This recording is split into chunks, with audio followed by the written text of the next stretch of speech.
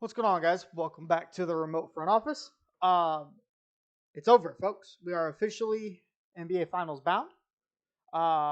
We officially have our matchup set for the NBA Finals of the Dallas Mavericks and the Boston Celtics. We will be discussing Game 4 and Game 5 of the Mavs T-Wolf series. But before we get into that, as always, if you guys are new to the channel, make sure to like, comment, subscribe, turn the notifications on. We do go Monday, Fridays around here.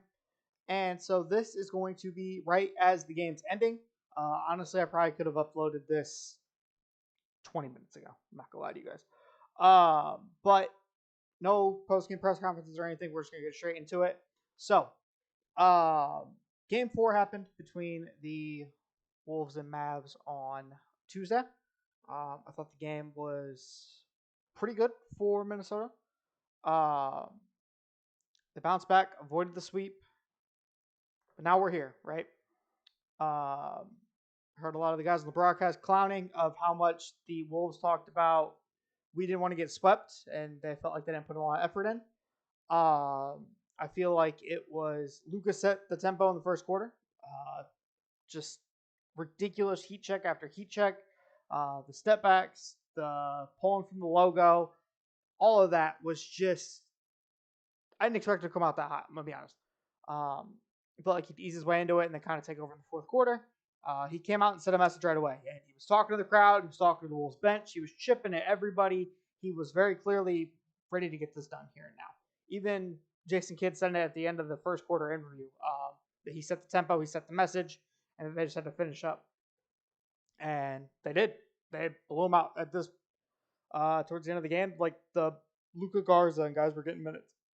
So I do want to say for the Mavs, I didn't expect them to be here. Obviously, I did not have them coming out of the West. I think everybody had Boston coming out of the East, but Luka, Kyrie, it seems like they're really clicking on all cylinders right now. They're really working off each other really well.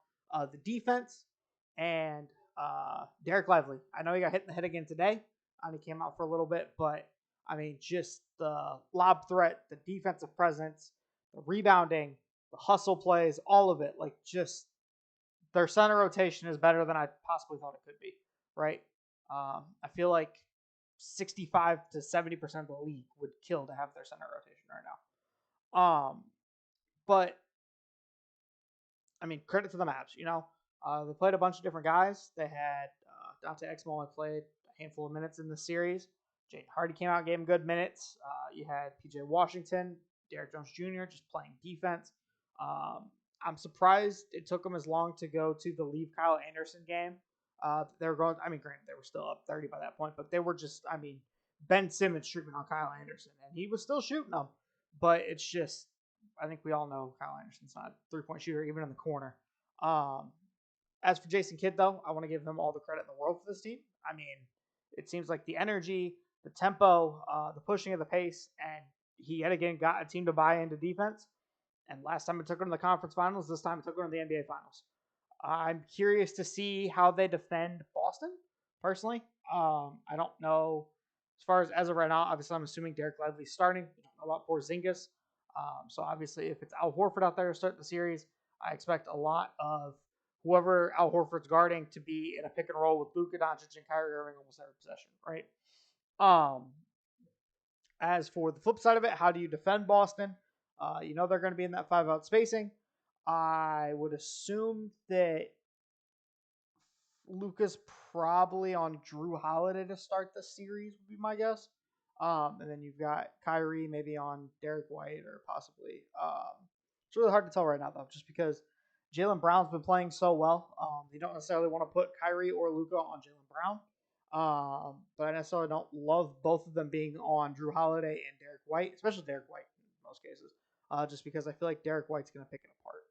But obviously they can't guard Tatum, so it's just a very interesting defensive strategy. I'm curious to see what happens in game number 1.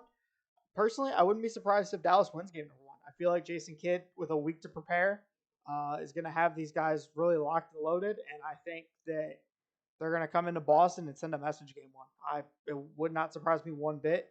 I don't know what the odds are, obviously, because we just had the series end.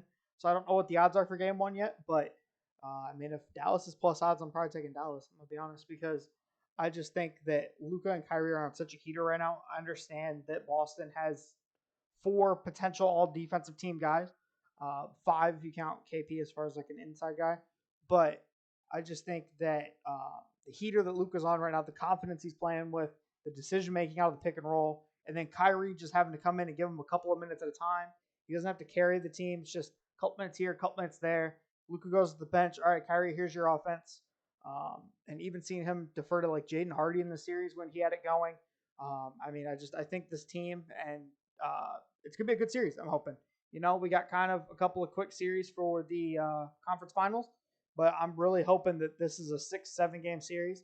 Um, all in all, I'm probably picking Boston. It really, for me, depends entirely on Porzingis' health. If Porzingis doesn't play till game 3, I don't know. But if Porzingis is healthy from the jump, I think Boston probably wins it in 6 is my guess, honestly. But let me know your guys' thoughts down below. We are officially finals bound. We will have a show Monday that will be more of discussing the finals and kind of giving game by game stuff. But yeah, it is officially time for the NBA Finals. I can't believe we have to wait a week for basketball.